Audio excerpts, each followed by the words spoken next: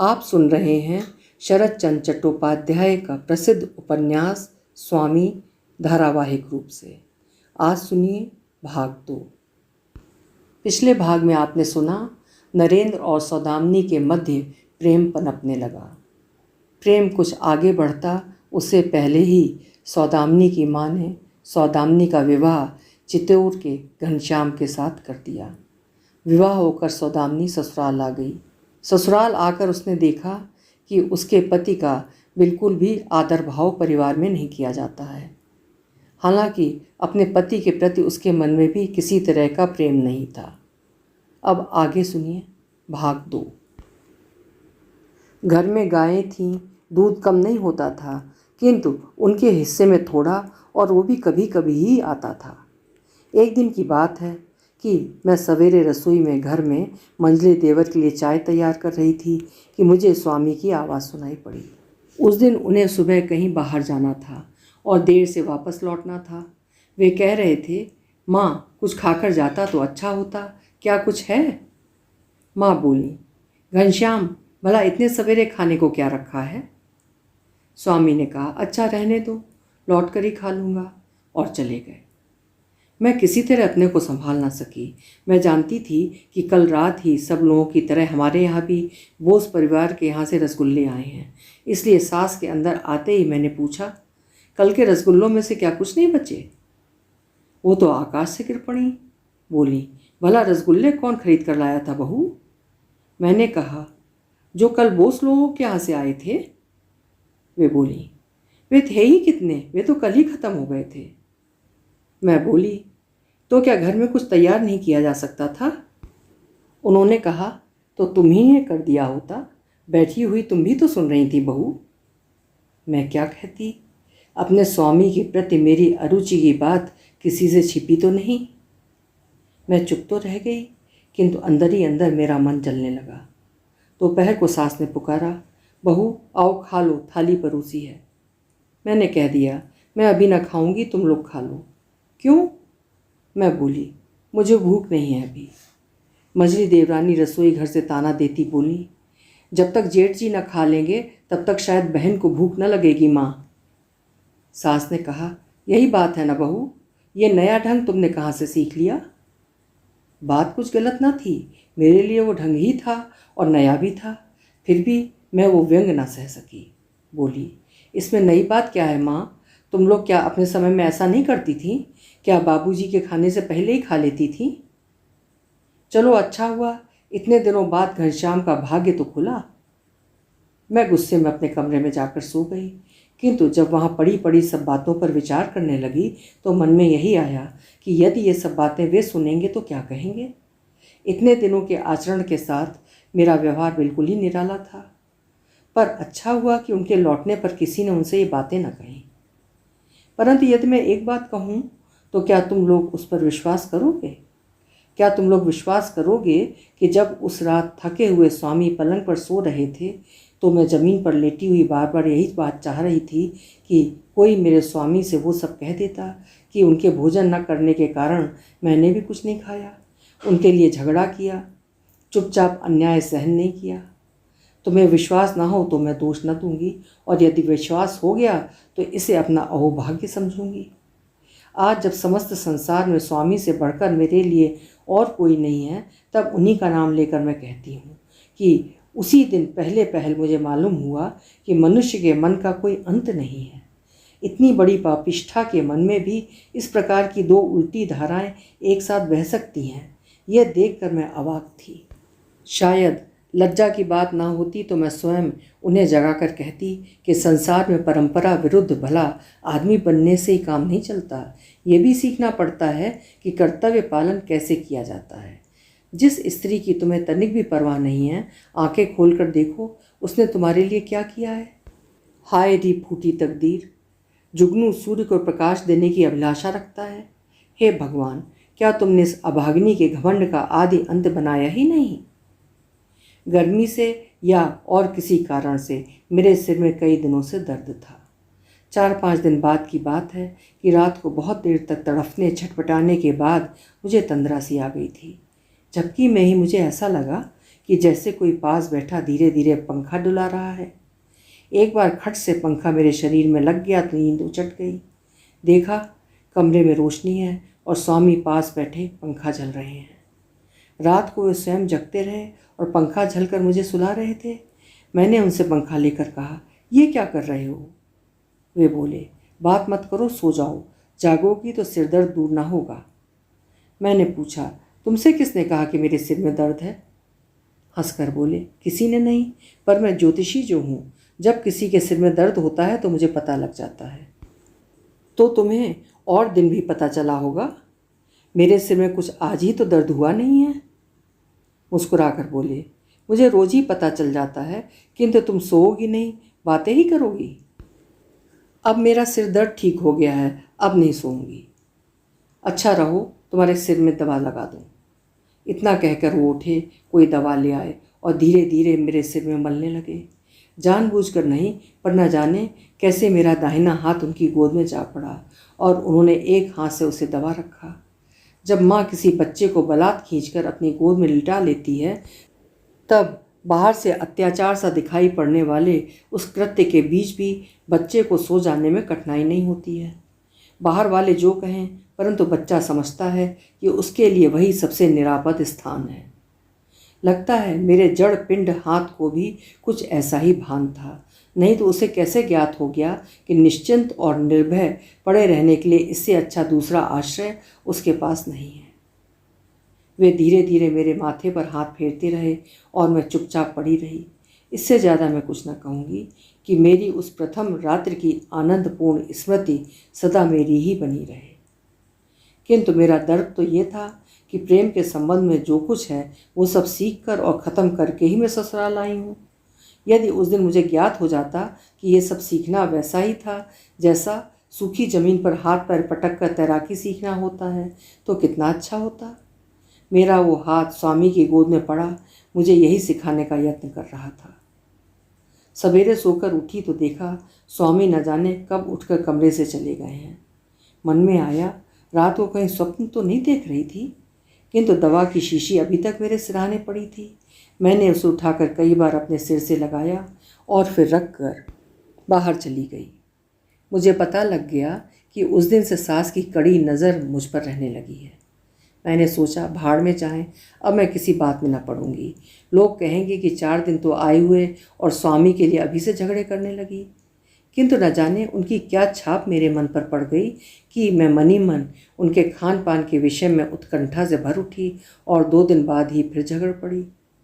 बात यह थी कि मेरे स्वामी के किसी मित्र ने उस दिन सवेरे एक रोहू मछली भेज दी थी।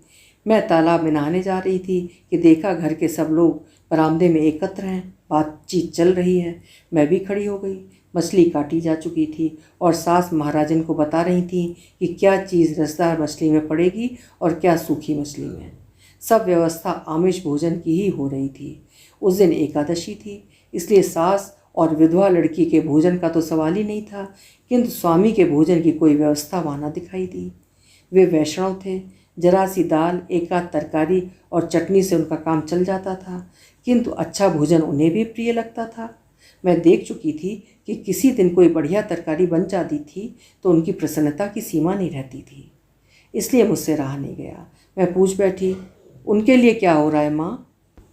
ज़्यादा समय ही कहाँ है बहू, उसके लिए भात के साथ थोड़े से आलू और करेले देने को कह दिया है, थोड़ा दूध भी। समय क्यों नहीं है माँ? सास ने चिढ़कर कहा, देख तो रही हो बहू, इतने प्रकार की मछली बनाने में 10-11 बज जाएंगे। आज अखिल मतलब मेरा छोटा देवर के 2-4 दोस्त भी भोजन करने आएंगे। वे सब ठहरे अफसर, यदि 10 बजे तक खा नहीं लेंगे तो पित्त चढ़ जाने से फिर सारे दिन खा ना सकेंगे। इसलिए निरामिष चीज़ें भी बनने लगेंगी तो बेचारी महाराजन की क्या दशा होगी, उसका भी तो ख्याल रखना चाहिए बेटी। मारे क्रोध के मैं जल उठी, फिर भी अपने को संभाल कर कहा, किंतु भात के साथ सिर्फ आलू और करेला कोई कैसे खा सकेगा माँ? क्या दाल नहीं बन सकती? सास ने कठोरतापूर्वक कहा, मैं तुमसे बहस नहीं कर सकती, मुझे और भी बहुत काम है। अब मैं अपना क्रोध न संभाल सकी, बोली, काम तो सभी को है माँ, वे 30 रुपल्ली की मुंशीगिरी नहीं करते, इसलिए तुम कुली मजदूर समझकर उनकी उपेक्षा कर सकती हो, परंतु मैं वैसा नहीं कर सकती। मैं सिर्फ आलू करेले के साथ उन्हें खाने न दूंगी। यदि महाराजन नहीं बना सकती तो मैं बनाने जाती हूँ। सास कुछ देर तक अवाक रहने के बाद बोली, तुम तो अभी कल आई हो, इतने दिनों तक उसे कौन खिलाता पिलाता रहा है? ये जानने की मुझे आवश्यकता नहीं है, और कल की आने के पर भी मैं नादान बच्ची नहीं हूँ। अब से मैं ये सब नहीं होने दूंगी। इसके बाद मैं रसोई घर में चली गई। मैंने महाराजन से कहा, बड़े बाबू के लिए दाल, तरकारी और चटनी बनेगी। अगर तुमसे ना हो सके तो एक चूल्हा मेरे लिए अलग छोड़ दो, मैं आकर बनाती हूँ। इतना कहकर मैं तुरंत स्नान करने चली गई। स्वामी का बिस्तरा मैं स्वयं बिछाया करती थी। उस अवल धवल बिछौने पर अंदर ही अंदर मुझे लोभ हो गया था। आज रात 12 बजे वो सोने के लिए आए। मैं क्यों इतनी रात तक बैठी किताब पढ़ती रही? उनकी पगधुनी ने मुझे स्पष्ट बता दिया। मैं सिर उठाकर उनकी ओर देख भी न सकी। अभी तक सोई नहीं? पुस्तक से नज़र हटाकर घड़ी की ओर देख चौंक पड़ी। ओह, 12 बज गए।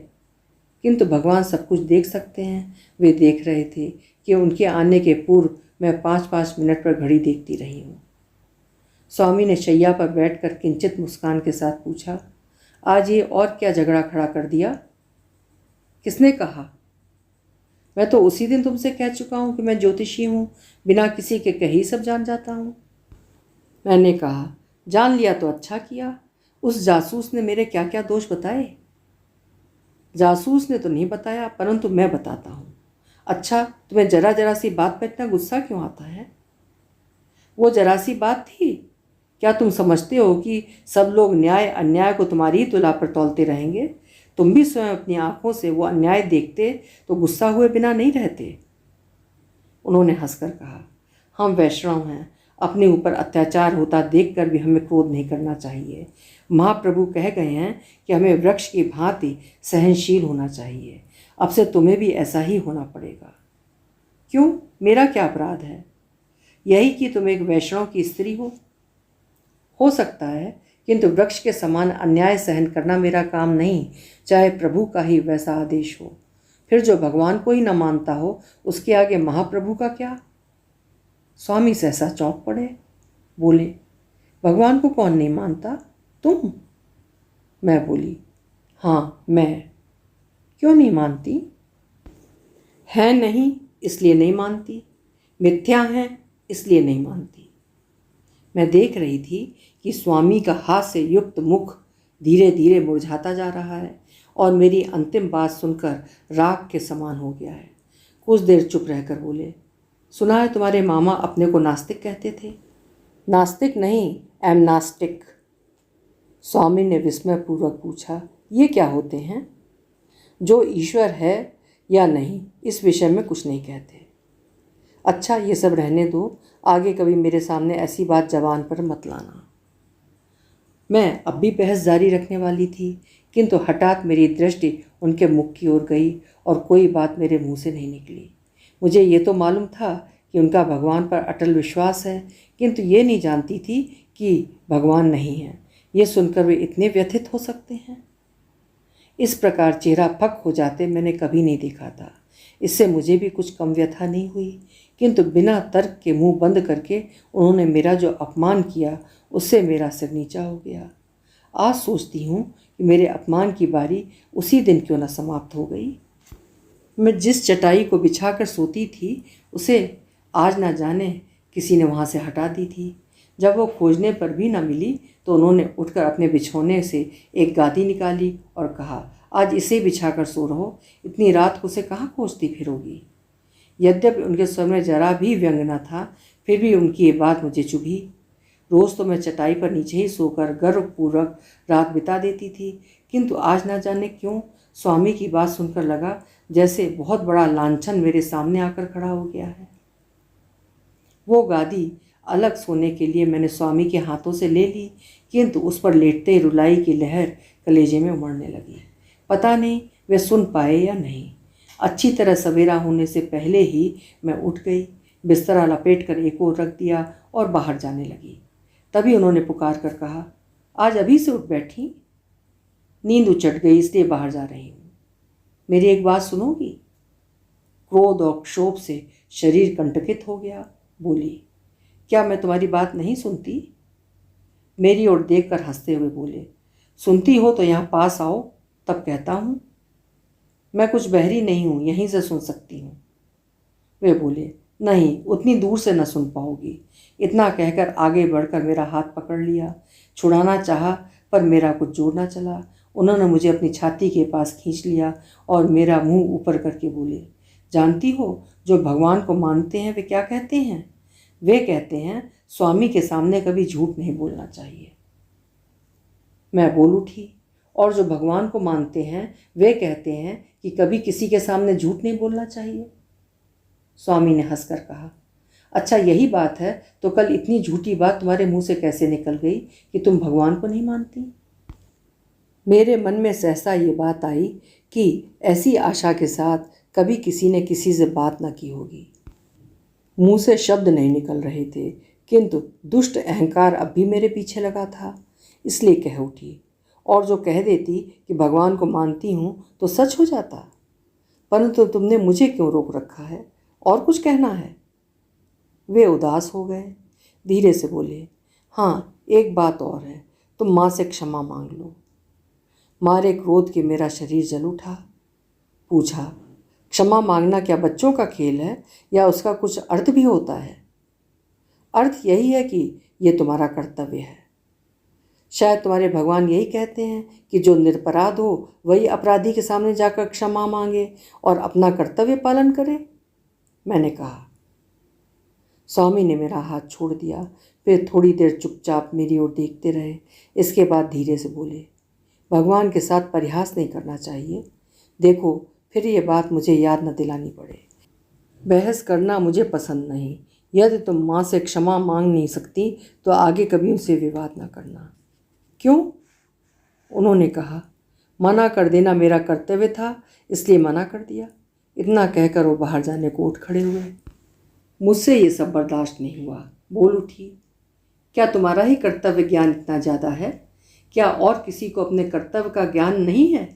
मैं भी तो मनुष्य हूँ, मेरा भी घर में कुछ कर्तव्य है। यदि तुम्हें अच्छा नहीं लगता तो मुझे मेरे मायके भेज दो, यहाँ रहने पर तो झगड़ा होगा ही। स्वामी जाते जाते लौट पड़े। बोले, जान पड़ता है गुरुजनों के साथ विवाद करना ही तुम अपना कर्तव्य मानती हो। यदि ऐसा ही है तो जब चाहो अपने मायके जा सकती हो, मुझे कोई आपत्ति नहीं। स्वामी चले गए। मैं वहीं धम्म से बैठ गई। मेरे मुंह से बस इतना ही निकला, हाय, जिसके लिए चोरी करती हूँ वही मुझे चोर कहता है। दोपहर को जब स्वामी भोजन के लिए बैठे तो सास ने कहा, बेटा, इस बहू के साथ मैं गृहस्थी नहीं चला सकती। कल की बातें तो तुमने सुनी ही होंगी। हाँ माँ, सुन चुका हूँ। तो फिर इसका कोई प्रबंध कर दो। किंतु माँ, प्रबंध करने की मालिक तो तुम ही हो। सास ने कहा, तो क्या मैं कर नहीं सकती? एक दिन में करके दिखा सकती हूँ। मैं तो इतनी बड़ी लड़की के साथ अपने लड़के का ब्याह ही नहीं करना चाहती थी। स्वामी बोल उठे, किंतु माँ, अब इन बातों के सोचने से क्या लाभ? वो भली हो या बुरी, घर की बड़ी बहू है, उसे तुम निकाल नहीं सकती हो। वो यदि चाहती है कि मुझे ज़रा अच्छा खाना पीने को मिला करे तो तुम इसी का प्रबंध क्यों नहीं कर देती? सास बोली, घनश्याम, तुमने तो हद कर दी। क्या मैं अच्छी चीज़ें खिलाना नहीं जानती जो वो आज आकर मुझे सिखाएगी? पर बेटा, तुम्हारा भी दोष नहीं। जिस दिन इतनी बड़ी बहू घर आई है, मैंने उसी दिन समझ लिया था कि अब मेरी गृहस्थी अस्त व्यस्त हो जाएगी। मेरे हाथ से घर ठीक न चलता हो तो मैं उसे ही भंडार की कुंजी दिए देती हूँ। कहाँ गई बड़ी बहू? आओ, कुंजी ले जाओ। इतना कहकर झन्न से चाबियों का गुच्छा रसोई घर के दरवाजे के बाहर फेंक दिया। स्वामी ने कुछ नहीं कहा, चुपचाप भोजन किया। चलते समय केवल इतना कहा, सभी स्त्रियों को यही एक रोग होता है, किससे क्या कहा जाए। मेरे हृदय में प्रसन्नता की लहर उठ खड़ी हुई। तो उन्हें मालूम हो गया कि मैंने किसके लिए झगड़ा किया था। मेरी सवेरे की सारी वेदना भूल गई। बचपन में पुस्तकों में पढ़ पढ़ कर ना जाने कितनी बातें सीखी थीं, किंतु यदि उस समय इतना और सीख लेती कि संसार में एक छोटी बात ठीक तरह से न कह सकने के दोष से या एक छोटी बात मुंह से स्पष्ट न कह सकने के कारण कितनी ही गृहस्थियाँ नष्ट हो जाती हैं। यदि मैंने इतनी सी बात सीख ली होती तो शायद आज ये कहानी लिखने की आवश्यकता ही नहीं पड़ती। इसीलिए अपने मन में बार बार कहती हूँ कि अरे अभागिनी, तूने सब कुछ सीखा, केवल यही नहीं सीख पाई कि स्त्रियों का सम्मान किसके कारण होता है और किसके अनादर के कारण उसके सम्मान का भवन बच्चों द्वारा बनाए ताज घर की भांति पल भर में धूल में मिल जाता है। फिर तेरी किस्मत ना फूटेगी तो किसकी फूटेगी। शाम से ही तूने अपने कमरे के द्वार बंद करके इतना श्रृंगार किया, इतनी तैयारियां की, यहाँ तक कि असमय ही नींद का बहाना करके स्वामी के पलंग के किनारे सो भी गई। किंतु स्वामी को बुलाने में तेरा कंठ क्यों बंद हो गया? वे जब कमरे में आकर दुविधा एवं संकोचवश बार बार इधर उधर करने के बाद बाहर चले गए, उस समय यदि तूने जरा सा हाथ बढ़ाकर उनका हाथ पकड़ लिया होता तो क्या तुझे पक्षाघात हो जाता? उस दिन सारी रात जमीन पर पड़े पड़े रोती तो रही, किंतु एक बार मुंह खोलकर ये कहने में क्या कठिनाई हुई कि अच्छा तुम अपने बिस्तर पर आकर सो, मैं जमीन पर ही लेटी जाती हूँ। जब नींद खुली तो बहुत रात जा चुकी थी। अनुभव हुआ कि ज्वर आ गया है। मैं उठकर बाहर जा ही रही थी कि स्वामी भीतर आए। मैं सिर नीचा किए खड़ी रही। उन्होंने कहा, तुम्हारे गांव के नरेंद्र बाबू आए हैं। सुनकर मेरा कलीजा धक्क से हो गया। स्वामी ने कहा, वे हमारे निखिल के कॉलेज के दोस्त हैं। अखिल शायद उन्हें कलकत्ता में ही निमंत्रित कराया था कि कभी चित्तौड़ आकर हंस का शिकार खेलना, इसीलिए वे यहाँ आए हैं। तुम भी तो उन्हें भली भांति पहचानती हो। मैंने सिर हिलाकर प्रकट किया कि हाँ, जानती हूँ, किंतु शर्म एवं घृणा के मारे ऊपर से नीचे तक पानी पानी हो गई। स्वामी बोले, अपने पड़ोसी के स्वागत सत्कार का बोझ तुम्हें अपने ऊपर लेना पड़ेगा। सुनते ही चौंक पड़ी। भय हुआ कहीं मेरे चौंकने पर उनका ध्यान न गया हो, किंतु इधर उनका ध्यान नहीं था। उन्होंने कहा, कल रात से माँ का वात रोग बहुत बढ़ गया है। निखिल घर में नहीं और अखिल को ऑफिस जाना होगा। मैंने सिर झुकाए हुए बड़ी कठिनाई से कहा, और तुम? वो बोली, मैं तो किसी तरह नहीं रह सकता। पाट खरीदने रायगंज जाना ही पड़ेगा। लौटोगे कब? मैं कल इसी समय लौटूंगा। रात वहीं रहना पड़ेगा। तो उनसे कहीं और ठहरने को कह दो। मैं यहाँ की बहू हूँ, ससुराल में उनके सामने ना निकल सकूंगी। कहीं ऐसा भी हो सकता है, मैं सब प्रबंध किए जाता हूँ, तुम सामने ना हो सको तो आड़ से ही व्यवस्था कर देना। इतना कहकर स्वामी चले गए। 5 महीनों के बाद नरेंद्र को देखा। दोपहर का भोजन करने बैठा था। मैं रसोई घर के द्वार के पास आड़ में बैठी थी। उसे देखते ही मेरा मन वितृष्णा से भर उठा। उस वितृष्णा को समझना मुश्किल है। जैसे विषैले बिच्छू को टेढ़ी चाल से चलते देखकर सारा शरीर सहम उठता है, फिर भी आंखें उसी पर लगी रह जाती हैं, वैसे ही मैं नरेंद्र को एकटक देखती रह गई। मुझसे ये छिपा न रहा कि खाते समय बीच बीच में नज़र उठाकर वो किसे खोज रहा है। महाराजन जब तरकारी देने लगी तो उसने बड़े आश्चर्य के साथ पूछा, क्यों जी, तुम्हारी बड़ी बहू नहीं दिखाई पड़ी? महाराजन जानती थी कि वो मेरे मायके के गांव के जमींदार हैं, इसलिए उन्हें प्रसन्न करने के लिए हंसकर बहुत सी बातें कह गईं। बोली, बड़ी बहू बहुत लजाधुर हैं। उन्होंने आपके लिए रसोई बनाई है और रसोई घर में बैठी आपके खाने पीने की व्यवस्था भी कर रही हैं, किंतु आप लज्जा के कारण भूखे न रह जाइएगा, नहीं तो वे मुझ पर बहुत बिगड़ेंगी। आदमी के दुस्साहस की कोई सीमा नहीं है। नरेंद्र ने रसोई घर की तरफ देखकर कहा, अरे सौदामिनी, तू मुझसे भी लजाती है। आ बाहर, बहुत दिनों से तुझे देखा नहीं, आ। मुझे जैसे काट मार गया हो, किवाड़ पकड़े खड़ी रही। मेरी मझली देवरानी रसोई घर में मौजूद थी। उसने हंसकर कहा, बहन की सभी बातें निराली हैं, गांव के आदमी हैं, भाई के बराबर हैं। ब्याह तक तो तुम उनके सामने निकलती थी, बात करती थी, और आज उन्हीं के सामने इतनी शर्म। देखना चाहते हैं तो चली जाओ ना। मैं भला इसका क्या जवाब देती। दोपहर के 2-2:30 बजे होंगे। घर के सब प्राणी अपने अपने कमरे में लेटे हुए थे। इतने में नौकर ने बाहर से आकर कहा, बहू जी, बाबू पान मांग रहे हैं। कौन बाबू? नौकर बोला, नरेंद्र बाबू। क्या वे शिकार खेलने नहीं गए? नहीं, वे तो बैठक में लेटे हुए हैं। मैं समझ गई कि शिकार सिर्फ बहाना है। नौकर के हाथ पान भेज दिया और खिड़की के सहन पर आ बैठी। जब से यहाँ आई थी ये खिड़की मुझे सबसे प्रिय थी। खिड़की से लगा हुआ छोटा सा बगीचा था। सामने ही चमेली का झाड़ था जो खिड़की पर इस तरह फैला हुआ था कि वहाँ से बाहर का दृश्य तो दिखाई पड़ता था, किंतु अंदर का कुछ भी नहीं देखा जा सकता था।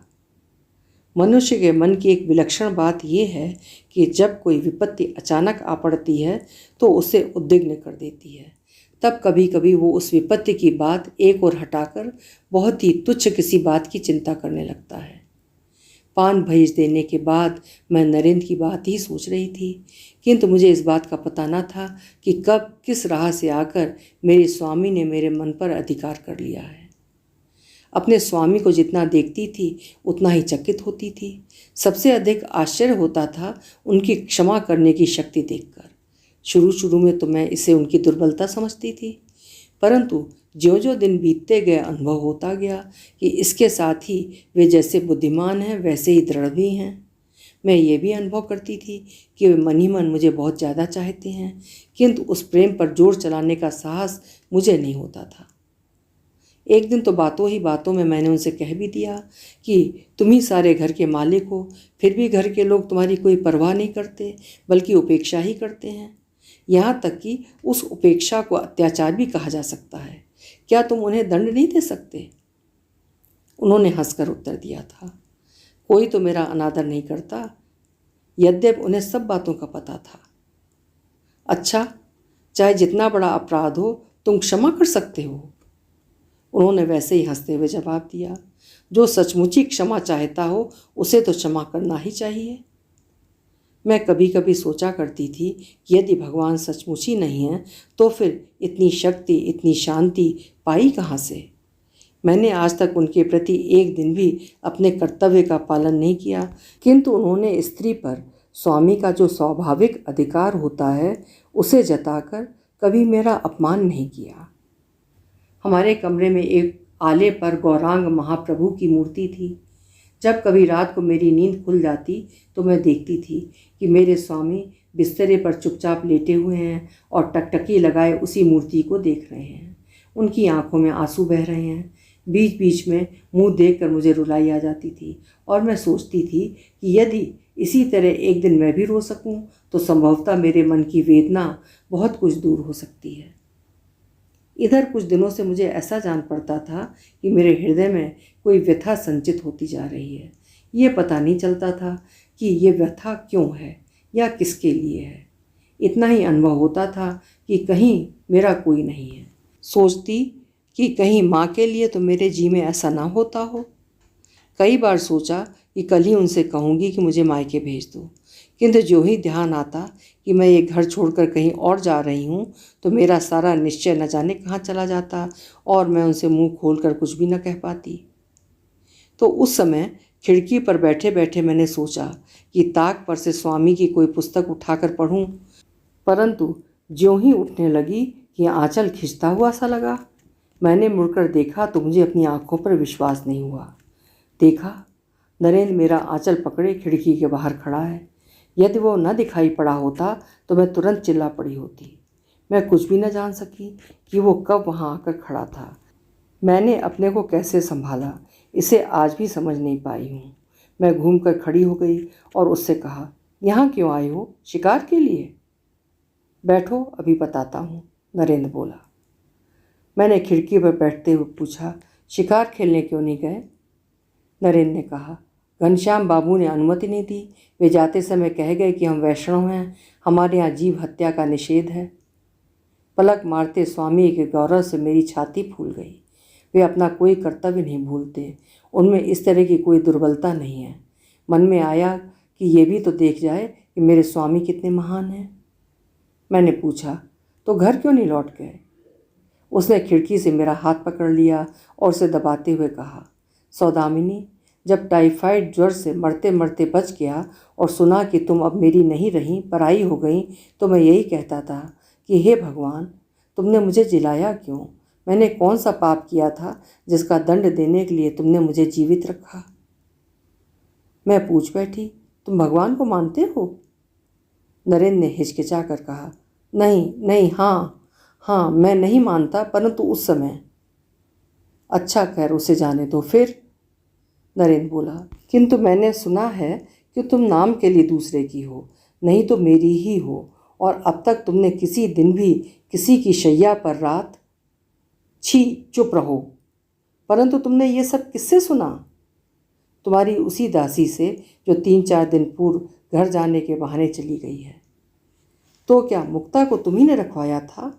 इतना कहकर मैंने अपना हाथ छुड़ाना चाहा, किंतु वो उसे उसी तरह पकड़े रहा। उसकी आंखों से 2 बूंद आंसू भी गिर पड़े। बोला, सौदामिनी, क्या हमारे जीवन का इसी प्रकार अंत हो जाएगा? यदि मैं सहसा बीमार न पड़ जाता तो कोई भी हमें अलग न कर पाता। जब मेरा अपराध नहीं है तब मैं इतना बड़ा दंड क्यों सहन करूं? लोग भगवान भगवान कहते हैं, किंतु यदि भगवान सचमुच होते तो क्या वे मुझ निरपराध को इतना बड़ा दंड देते? और तुम ही क्यों एक अपरिचित और मूर्ख के। बस बस, ये सब छोड़ो। नरेंद्र बोला, अच्छा जाने दो, किंतु यदि मैं जानता कि तुम सुख से हो तो शायद मन को समझा लेता, किंतु मेरे लिए कोई अवलंब नहीं है। मैं कैसे जीता रहूँगा? कहते कहते उसकी आंखें फिर भर आईं। उसने मेरा हाथ खींचकर उसी से अपना आंसू पोंछे और बोला, इस संसार में इतना बड़ा अन्याय और किस देश में संभव है? क्या स्त्रियों में प्राण नहीं होता, भावना नहीं होती? उनकी इच्छा के विरुद्ध ब्याह करके जन्म भर जलाने का अधिकार संसार में किसे है? मैं ये सब बात जानती थी। मामा के यहाँ नित्य ही इस तरह की बातें हुआ करती थीं। मेरा मन हिल गया। पूछा, मुझे क्या करने को कहते हो? स्वामी की शेष कहानी सुनिए अगले भाग 3 में।